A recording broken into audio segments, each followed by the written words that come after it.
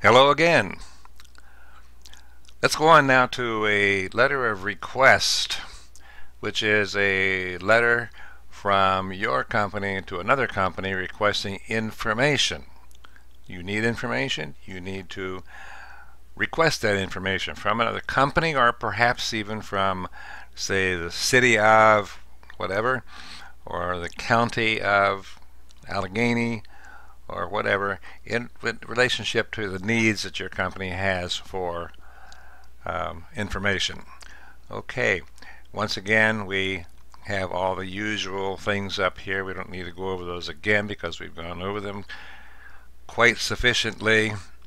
Save your letter to your flash drive and save it to the Blackboard assignment when you finish. So let's look at the assignment. So your assignment is to write a letter of request from your company to another company requesting information which you need for the operation of your company. You could inquire, for example, about products or supplies that you need, or you could inquire about information which you need for planning and expansion for your company, that is, maybe building a building or maybe locating in a particular community. You could inquire about other topics as well. So you use the required format and the suggested content for the letter as we outline it here below. Okay. Once again, your letterhead, be creative and put your own letterhead, substitute your own letterhead there. You need to put your date, your inside address, and your salutation, once again without punctuation. You've heard me say that several times. In your first paragraph, introduce your company. Not what it is. We know what it is. We know it's, in this case, Ohio Industrial Products or whatever you put up here. But introduce your company in the sense of telling the reader what your company does. And in the second paragraph, indicate the general nature of your request. You might say something like, we are thinking about expanding our company operation to a second location, and we need information about that. In the third paragraph, you need to list your specific needs. What do you need to know? Do you need to know about what regulations there might be for building in a particular location in the city?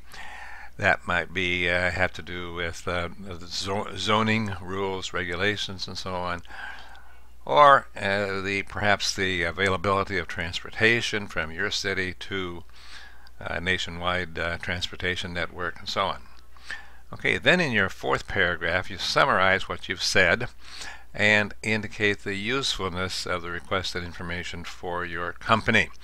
In other words, you're saying, what you are about to tell me will be very useful for us, and this is another way of affirming the company that you're writing to, that you are confident that they will be able to help you, or the company, will be able to help you.